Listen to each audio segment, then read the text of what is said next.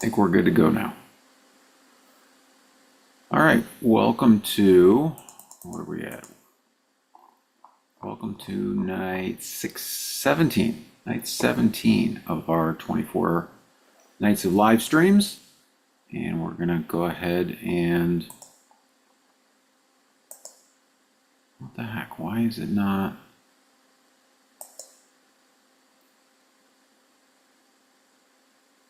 I guess maybe it is going, all right.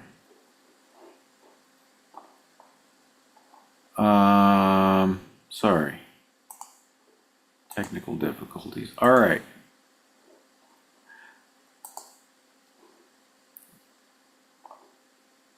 All right, as always, we start these sessions off. Let me just start this over. Good evening. Welcome to night 17 of our 24 nights of live streams. We are going to go ahead and start the session off with reciting the preamble to the Constitution to remind us of our duties. And here we go. We, the people of the United States, in order to form a more perfect union, establish justice, ensure domestic tranquility, provide for the common defense, promote the general welfare, and secure the blessings of liberty to ourselves and our posterity, to ordain and establish this Constitution for the United States of America. Those are our duties. And tonight we're going to continue on Title IV, promoting the general welfare. You know, we talked about this a few days ago when we started this Title IV. And when it says promote the general welfare, what exactly does that mean? Well, as we said, the word welfare has a very specific definition. You can look it up, and it means health, happiness, prosperity, well-being. These are the things that Americans, and especially Congress, have a duty to promote. So how do we do that? How do we promote health? Poverty. Poverty is a big driver of healthcare usage. It lowers life expectancy, increases spending per capita, and we've talked about some of the ways that this title already addresses those things with a public option for healthcare and paid family leave. But poverty does not promote a healthy society. Happiness. How are we promoting happiness? Well, how are we doing on that? Turns out a couple years in 2022, Gallup released a poll and stated that Americans' happiness levels had fallen to a 50-year low, a record low going all the way back to 1972. This year, the World Happiness Report, I didn't know this was a thing until today. The World Happiness Report was released this March, and the U.S., for the first time ever, got knocked out of the top 20, falling down to number 23.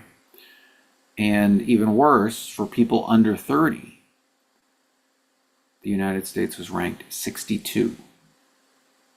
62 on the World Happiness Report.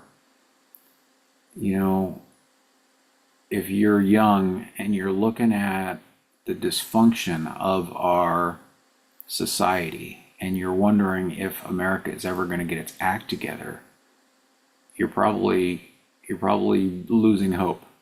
But there is hope. The answer is that swing voters have the power who will meet our terms: end poverty, end mass incarceration, end the endless wars. There is a way that we can bring people together as a union instead of fighting each other as political parties.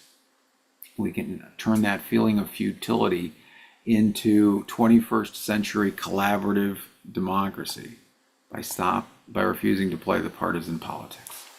You know, another one of these directly contributes to this feeling, and that's mass incarceration. Mass incarceration has broken up millions and millions of families.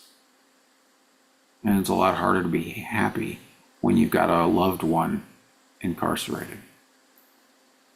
All right, Third, health, happiness, and prosperity. Prosperity, well, U.S. Census Bureau just released their numbers for a year, and they're reporting that 12.9% of Americans are living in poverty. So about 1 in 8, a little more than 1 in 8. This is despite the fact that that income has gone up a little bit, but we've got more people who are struggling to get by. Those are the people, the 30, 40 million people who are, actually in poverty, but there's another 100 million that are struggling, that are near poverty, that are, one catastrophe, one big speed bump away from everything falling apart. And it's important to recognize that when we say end poverty, we're going to end relative poverty. I'm sorry, we're going to end absolute poverty. Relative poverty will still exist. That means there's always going to be some people who have little, some people who have a lot, and relatively, you can say one of them is in poverty related to the other. But it's absolute poverty, people struggling to meet their basic needs. That's the thing that we can abolish in the United States with UBI, unconditional basic income. We're going to talk more about that tomorrow. But before we do that, an essential component of UBI is fixing our monetary and our banking system. So today we're continuing Title IV, and we're going to deal with Subtitle C, the improving America's banking system, starting with Section 431. Now, last night I asked you to think about where did all this debt come from? I got some charts here. Let me pull these up. And I want to just look at this for a minute here. All right, this is household debt. All right, and I've started all of these charts in 1992 because Ross Perot in 1992 ran for president. He was the first guy I ever voted for president. And he said the national debt is at $4 trillion. This is terrible. We've got to balance the budget. And yet, in that time, household debt was around $4 trillion back then too. Now household debt is up to $20 trillion. So households have borrowed another $16 trillion. Corporations, corporate debt was a little over $2 trillion back then. Now it's up to 14. This is only non-financial corporate businesses, debt, securities, loans, liabilities. This is not a all-inclusive number for corporate debt. But this one shows it's increased by another, close to, call it 11 or 12 trillion. All right. And then we've got the national debt. As I said, Ross Perot flagged this one was at 4 trillion. Now we're up to over 35 trillion. Somehow we borrowed. So how did we borrow all this money from? How is it possible? Where did it come from? And you can, but it's also worth pointing out, this is our GDP. And our GDP has escalated from about 6 trillion back then to now pushing 30 trillion. And so if you could buy everything that the United States produced in 1992, you could buy lock, stock, barrel, every good, every service for about $6 trillion. In the meantime, as we've just seen, we borrowed about $60 trillion. So where did we borrow that from? Where did that extra $60 trillion come into existence that we could borrow it? And that's the question. This is a question that I do explore in my novel, Looking Backward from the Tricentennial.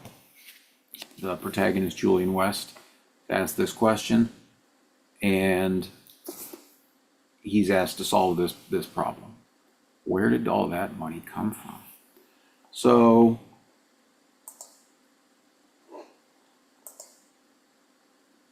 that's the question. Now, before I answer that question, I'm going to go ahead and pull up the legislative package for the legislative package and read the findings for read the citing findings. As always, you can find a link to this in the description below. And we're going to do subtitle C, establishing a public option for banking. All right, findings and purpose. The Congress finds the following. 1. After the Revolutionary War, the first Secretary of the Treasury, Alexander Hamilton, established the first Bank of the United States. By consolidating debt and expanding the money supply, Hamilton was able to grow the economy by influencing the circulation of money through bank branches up and down the East Coast. However, since sending letters was the fastest form of communication available to him, he was limited in how well he could manage the economy. 2. 4 generations later, during the Civil War, the U.S. Treasury introduced greenbacks as legal tender. This sovereign money, created directly under Congress's constitutional authority, created the first national currency. Abraham Lincoln also signed the National Banking Acts, regulating the banking system as well as could be done when the telegraph was the fastest form of communication. 4 generations later, during the Great Depression, Franklin Roosevelt decoupled the money supply from the gold standard and addressed wealth inequality through government spending. He also signed the Banking Act in 1933, increasing oversight of the banking system now that the telephone was the fastest form of communication.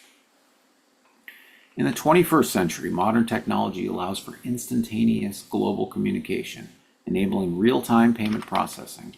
Accordingly, economist Robert Hockett has proposed the Treasury Dollar Act of 2020, upgrading the national banking system to create a public payment infrastructure, equally and efficiently accessible to all.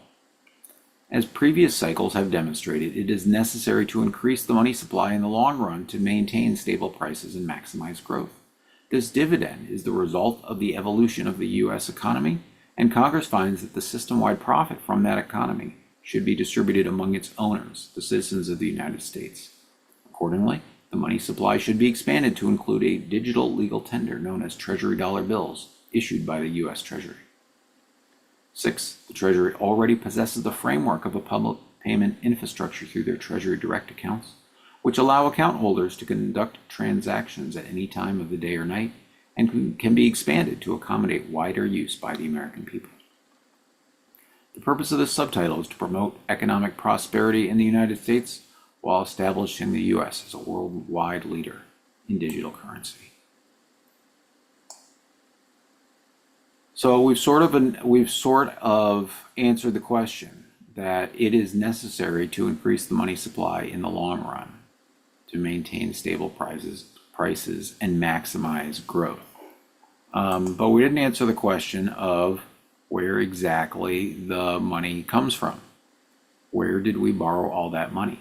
Now, when I ask people this question, sometimes people say, "Oh, we borrowed the money from China or other foreign countries. That's where this money came from." Let's think about that for a second. There's an exchange rate when you go to the airport and you're moving from one country to another. There's an exchange rate that you can exchange US dollars for a foreign currency or vice versa. That is an exchange. It is an exchange. You can't exchange something for something that doesn't already exist, right? China couldn't print the equivalent of $100 trillion bill, go to the airport and be like, "I would like to exchange this for US dollars," and just get $100 trillion. That doesn't work. It is not, when you exchange money, it is not transforming one currency into the other. It is exchanging, taking something that already exists and trading it for something else. So any of our debt that is held by foreign countries, they can only loan us dollars. They can't loan us any other currency. All that debt is denominated in dollars. So we didn't get it from other countries. Where did it come from? Did the United States print it? Did the U.S. Treasury print that money? Well, if that were the case, why are we paying interest on it? So where did the money come from? And the answer is the banks. The banks made it up. Now, it is a normal, healthy thing for the money supply to grow as our population grows, as our economy grows. But Congress gave banks special permission to create US dollars, to borrow them into existence, to lend out money, to make loans, to loan out dollars that they don't actually have in their bank. So they borrow those dollars into existence. They create them out of nothing through a mechanism called fractional reserve banking. Although as a practical matter, the Federal Reserve suspended the fractional requirement. They abolished it at the start of the pandemic. So in any case, that's the answer.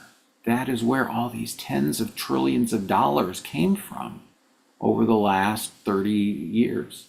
The banks have created them out of nothing, and we're all paying interest on it. You know how much interest the United States is paying? I want to show you this chart. This is the chart of how much interest we're paying on the national debt. And over the last few years, since the pandemic, it has skyrocketed, where last year we paid over $1 trillion in debt, over $1 trillion in interest, and we're paying over $1 trillion in interest this year. Why? Why are we paying all of this interest? That is a great question. And the answer is we're doing money backwards. Instead of acknowledging that adding money to the money supply is a normal, healthy thing, we're letting banks create it and charge us interest for the privilege. That debt, the national debt, is never supposed to be paid back. We can never pay off that $35 trillion. Again, the GDP is only $30 trillion, right? You can't suck that much money out of the economy to pay it back. It would devastate us. The money is never supposed to be paid back. It's $1 trillion a year in interest that's being pushed out to some of the wealthiest institutions and individuals in this country. We're doing it backwards. And while it's great for the wealthy, it is not great for the rest of us. It is not great for the marginalized millions. It is not great for the 130 million people who are living in or near poverty. It is not great for our economic system for numerous reasons.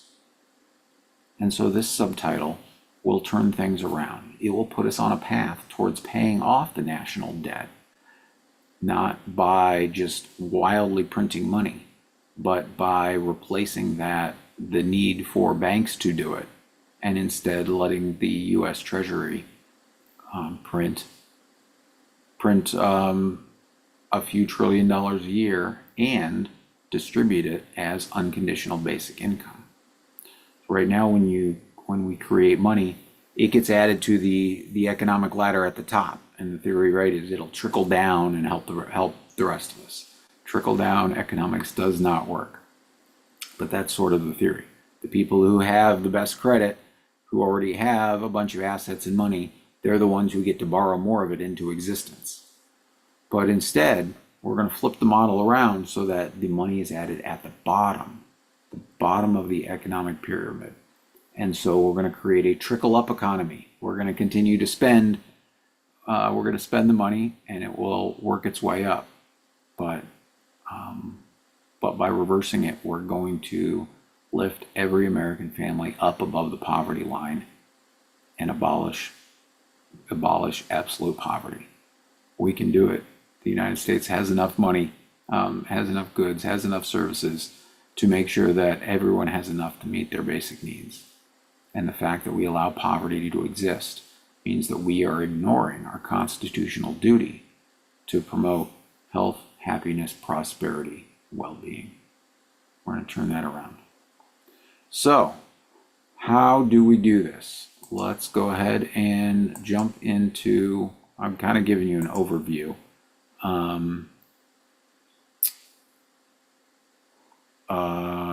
trying to see if there's anything else in my notes that I want to mention before we start digging into the legislation. So one of the biggest issues here is that there is a structural gap in the economy. After the Industrial Revolution, people could produce more goods, factories could produce more goods than their workers were able to buy. And so if you're making this many goods and you're only paying people enough to buy this many goods, there's a gap there.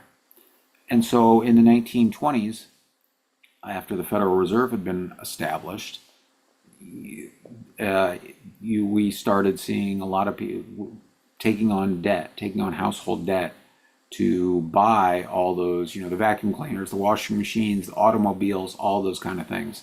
Taking on debt became a normal part of American life. And there's nothing wrong with that gap existing, but instead of filling it as debt, we're going to fill it in with new money, interest free, and distribute that amount to every citizen as unconditional basic income. Jeff Crocker wrote a book called Basic Income and Sovereign Money. And I'm just going to sum up. He says the core argument in his book is that in high technology economies, productivity means the wage component of output reduces. Earned income becomes insufficient to purchase the productive outcome of the output of the economy or to meet the consumer's expenditure. This requires unearned income in the form of pensions, welfare benefits, dividends, and consumer credit. Now, increased welfare benefits push government spending into deficit and increase national debt to levels which can never be repaid. Increased consumer credit leads to unsustainable household debt which cannot be repaid out of the same declining wage share. This leads to default, the meltdown of a financial sector built on debt, and economic crisis. And governments who follow this with austerity, mistakenly trying to reduce the deficit, increase poverty and inequality. It's the credit and the interest that's destabilizing. It builds up and it comes crashing down. You notice on those charts of debt that I showed you a few minutes ago had those dark gray segments. Things like in 2008, the housing crisis, when countries like Countrywide used to run radio commercials saying, "Remember that house you thought you could never afford? Well, try our interest-only loan." In their eagerness to borrow more money into existence, in their eagerness to create new debt by issuing mortgages, all that came crashing down in the economy. So we're going to stop doing that destabilizing thing and instead, through sovereign money, acknowledge that the growth of the money supply is normal and healthy. In my novel, I use the analogy of blood. Money is the lifeblood of the economy, right? And so, normal as a baby grows, as a child grows into an adult, the amount of blood that they have circulating has to grow too. And so as our nation grows, as the population grows, as the economy grows, the amount of money circulating has to grow also. There is no correct amount of money for an economy. And if you try to fix the money supply, like by tying into the gold standard or something, you would cause all sorts of other economic problems, right? If no doctor would ever tell you this is amount of blood you should have in your body and it should never vary.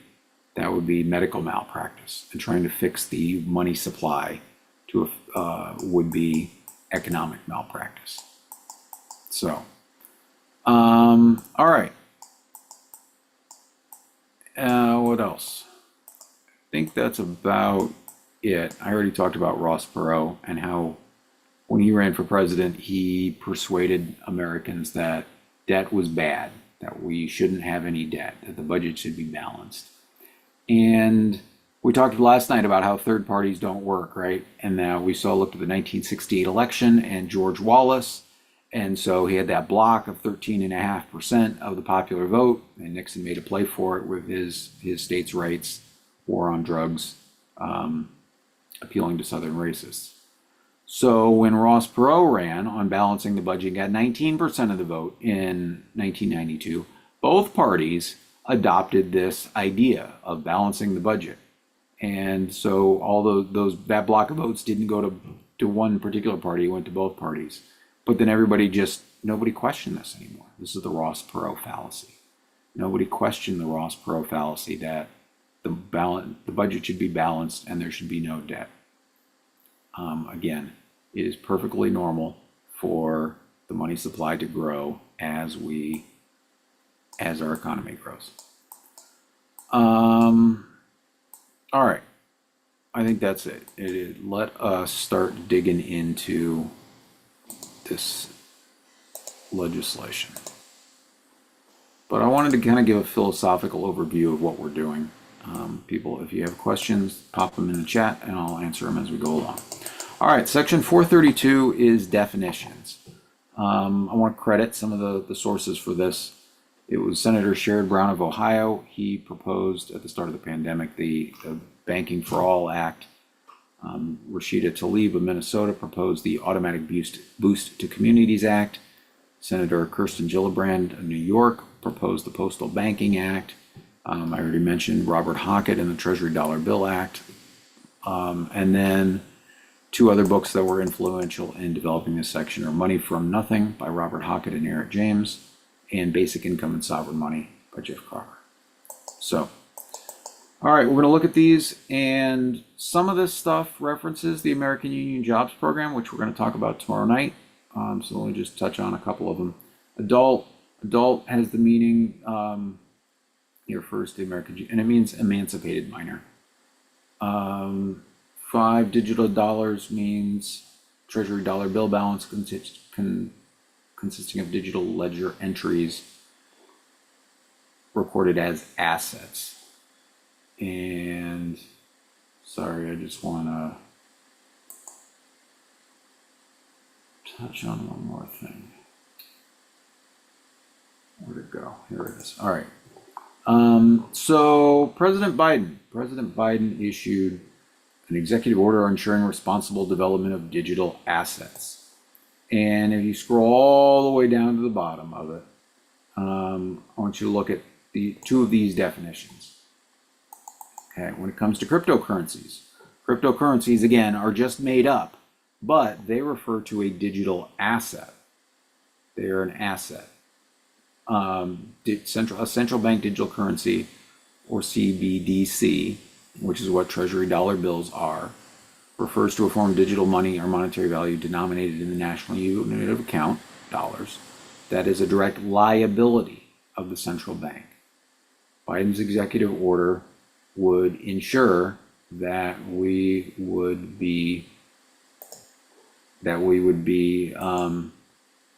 to be borrowing money into existence for a long time. We're going to continue to be paying interest, all of those $1 trillion a year in interest on this debt if we don't turn things around. So that's why digital dollars are assets. Very important.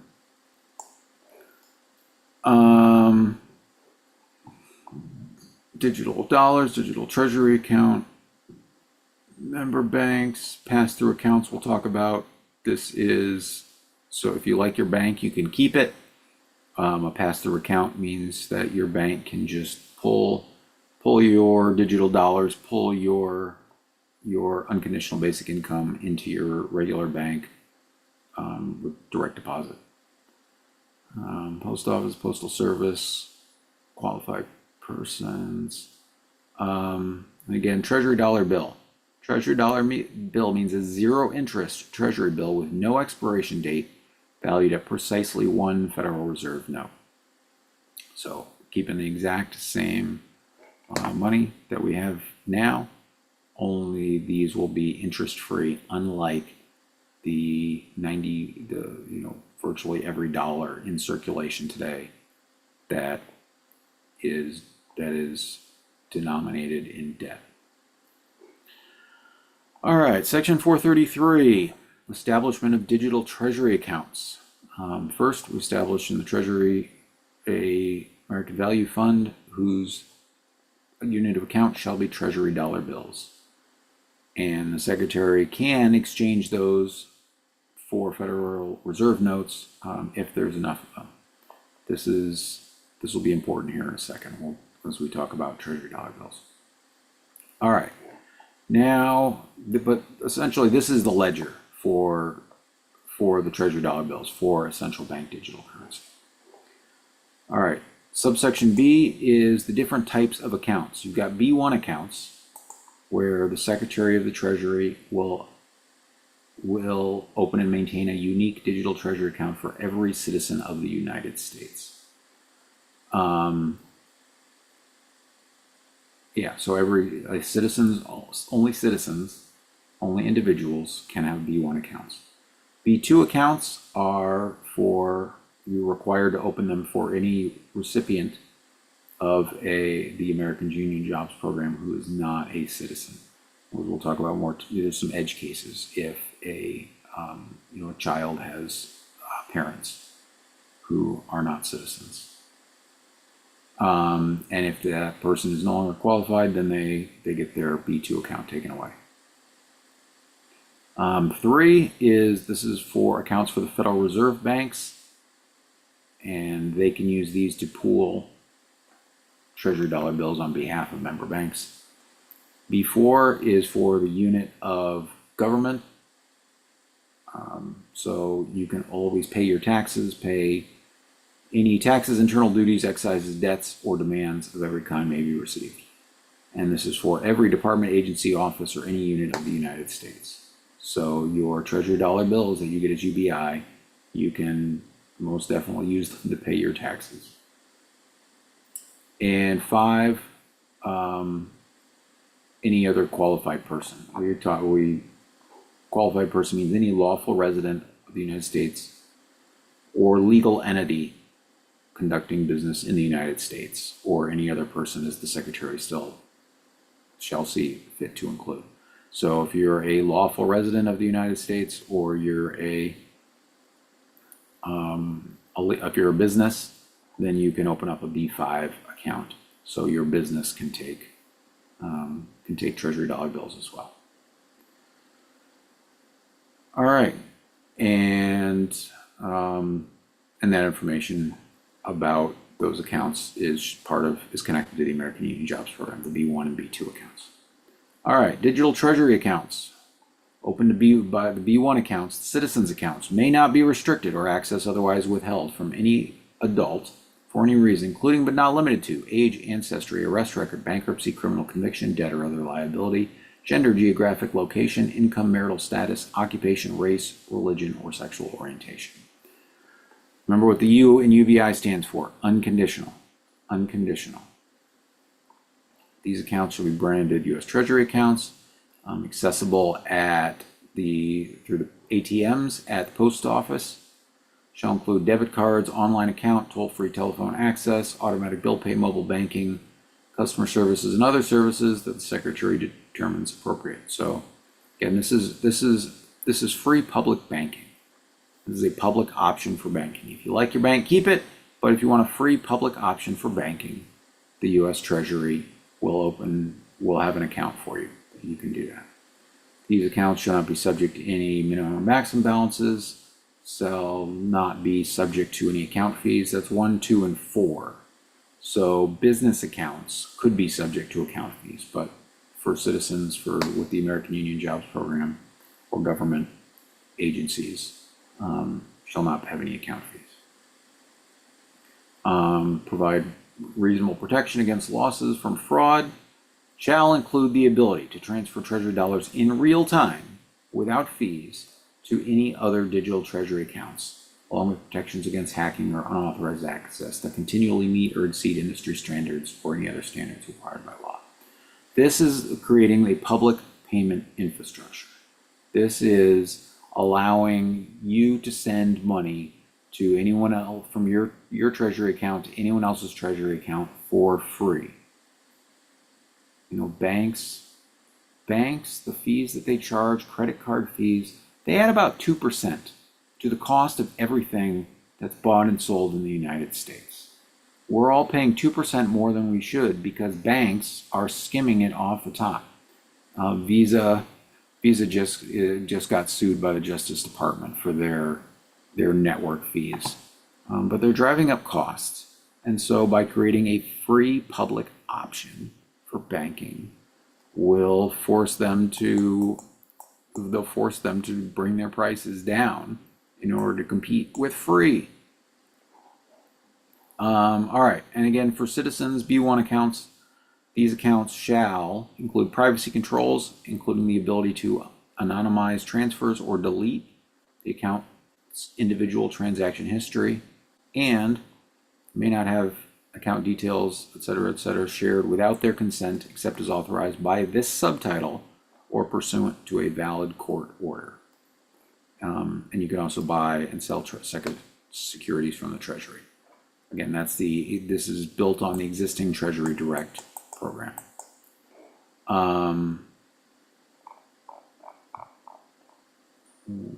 Where is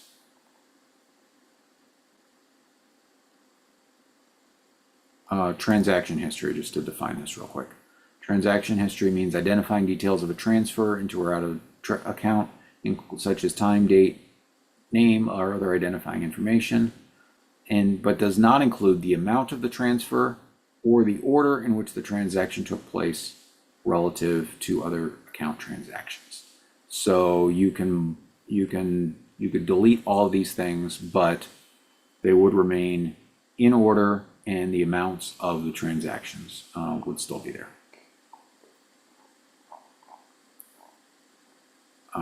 So that you can tell how your balance has gone up and down over time, and all the amounts of all the transactions you made. But all the identifying information, again, you have the right to anonymize it and strip all that information out.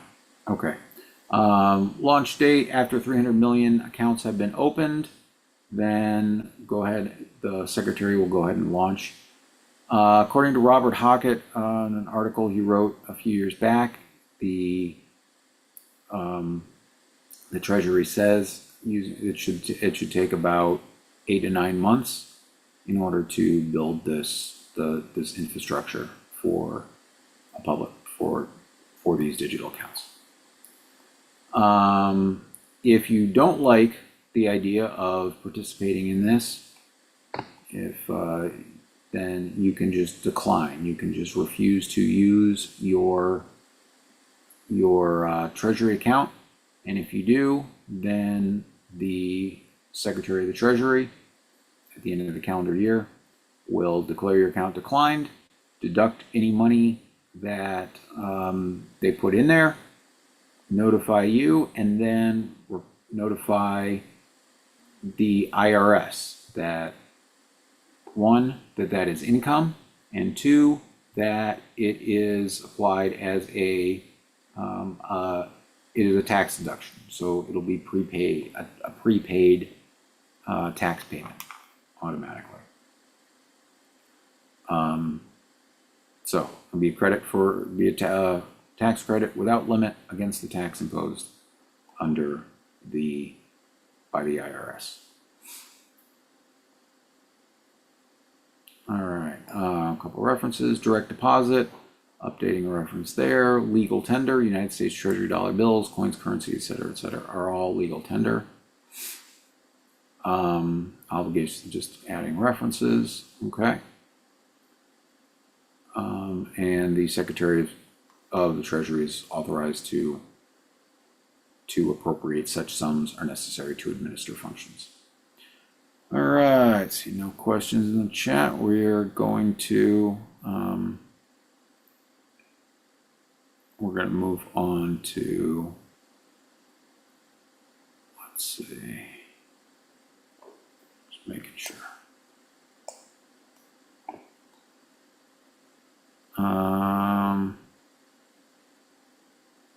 Yeah, issuance of Treasury dollar bills. And so we pretty much already covered this, but just to recap the question: how can we issue money without debt? Doesn't there have to be a liability for all these assets? And no. Imagine that the U.S. Treasury printed Federal Reserve notes of $1,400 and mailed one to every adult every month. It would just be an asset. There doesn't have to be any debt attached to it. We have the ability to put money into circulation. Yeah. And one of the reasons, one of the reasons people are one of the red flags around the way that we currently do it is, again, most of the money that gets added to circulation happens at the top, with the rich borrowing it into existence, taking out loans. And so there's this thing called the Cantillon effect, where it's like a game of musical chairs. When there's only a limited number of things to go around, whoever buys it first gets the old price, and then the quantity of that decreases, it becomes more scarce, then prices have to rise. And so, because the money always starts with the rich, they're in the best position to buy first, through the money they borrowed, and to invest in these things. And then by the time the rest of us get a chance to buy, the prices have gone up. And so this is one of the many ways that the economy is structured for the benefit of the wealthy, instead of establishing an equal playing field for all of us. So by adding the money at the bottom through unconditional basic income, that's how you address the Cantillon effect, because everybody gets the money at the same time. So then you decide what you want to do with it. And what do we see happen in Alaska, as we'll talk about tomorrow? When they mail out their oil dividend checks, businesses really want more customers, and so they put on sales. And so you'll see that same thing happen when we do this. All right, let's look back at this, section 434. All right, subsection A, this is the issuance of treasury dollar bills. Treasury bills, T-bills, as they're sometimes called, are short-term notes. They're sold at less than face value, and within a few weeks or months, they can be redeemed at face value. They're only available in digital form, not paper, and they're issued whenever there's a buyer. You can buy them anytime. Now, treasury dollar bills are different, and paragraph 1 here spells out the ways that they're different. First, whenever the Treasury issues them, they go out through the American Union Jobs Program. Every citizen benefits. They don't pay interest, don't expire, they're just dollars that are worth one Federal Reserve note. Yeah, all right. And then paragraph 2 clarifies a few more details.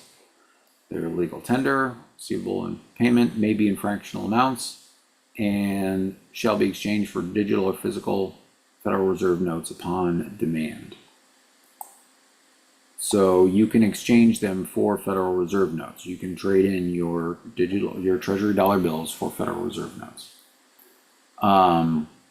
It doesn't necessarily have to go both ways.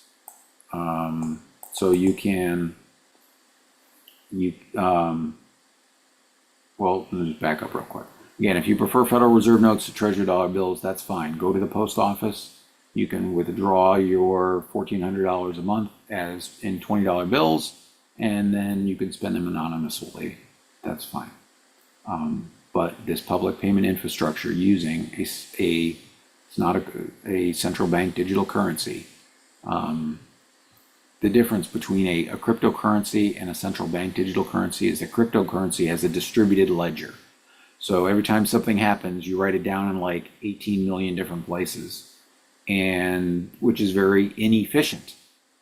But by having the U.S. Treasury keep one ledger, writing down all the transactions in one spot, you gain an awful lot of efficiency.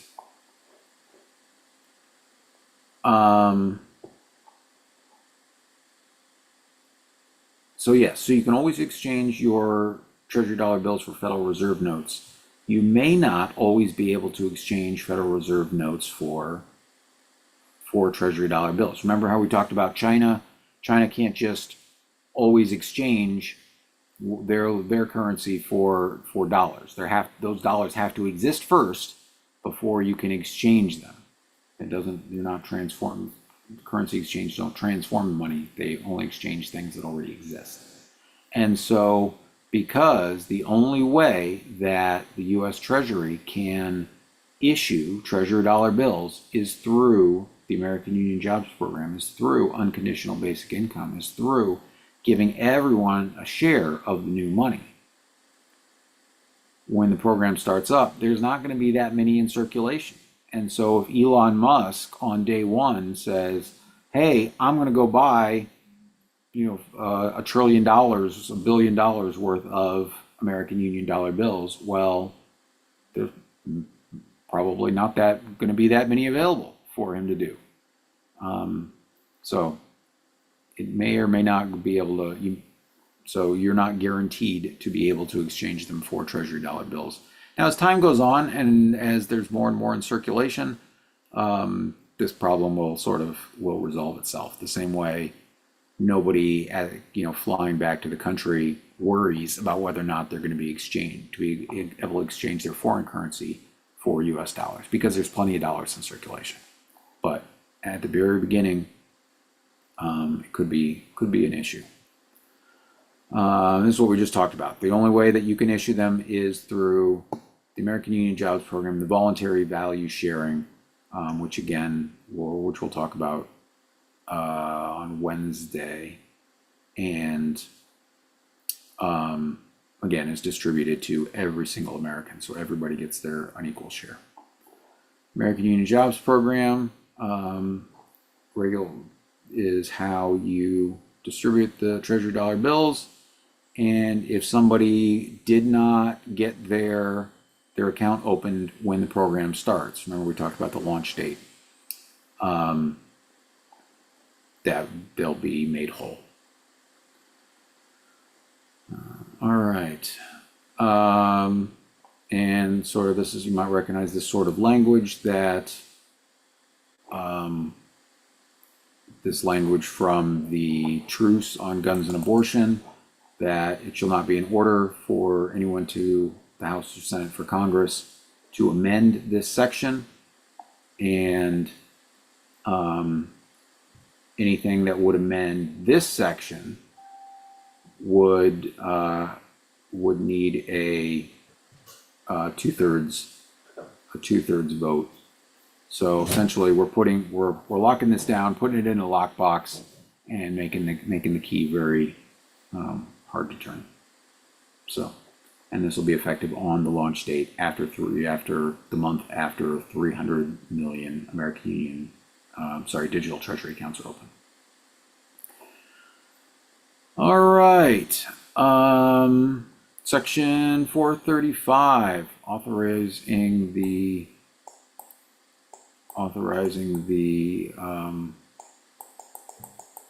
postal banking. Fun fact, about 93% of the world's post offices offer basic banking services. We're the only major exception. It was proposed back in 1871, and according to Slate, it took 100 bills were proposed and defeated over the next 40 years until it finally became law in 1911. And it was a huge success because people trusted the post office in a way that they didn't trust banks. But then, as part of the New Deal, we've got federal deposit insurance so that banks were less risky, and Congress had capped the interest rate on postal accounts. So people started taking their money out. And by the 1960s, it was decided, well, banks are doing fine. We don't need postal banking anymore. And so they shut it down. So Section 435 will bring back the ability of the Postal Service to offer financial services. Among those services are offering low-cost, small-dollar loans, offering small checking accounts, interest-bearing accounts, transactional services, remittance services, pass-through accounts, we talked about briefly. And so all the basic banking services except through the post office instead of a for-profit bank. They're not a bank. Okay, and most of this stuff comes from the Postal Banking Act that I mentioned earlier. All right, Section 436, authority and mandate for Federal Reserve banks to maintain digital treasury accounts.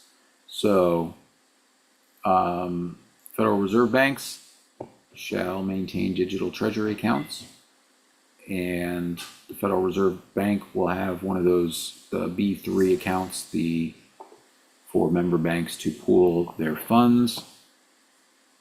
All the same record keeping requirements apply. All the privacy protections apply. And member banks can offer the pass-through accounts. Again, as we talked about, that's essentially just your UBI would come through as direct deposit into your regular account. But these pass-through accounts would be denominated in the unit of account for pass-through accounts shall be Federal Reserve notes. So your treasury, you wouldn't be able to spend them on the public payment infrastructure. You'd be trading them in for old-fashioned Federal Reserve notes.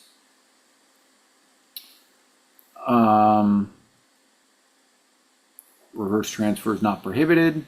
So banks could offer, if they have the Treasury dollar bills available, to exchange your Federal Reserve notes, take your Federal Reserve notes and put them back into your Treasury account, as long as they don't charge a fee for such services. And the Board of Governors shall issue regulations around that. All right, Section 438, non-member banks can offer pass-through accounts. So that these mean postal service, credit unions, banks that are not members of the Federal Reserve System. And these are, and they're essentially the same.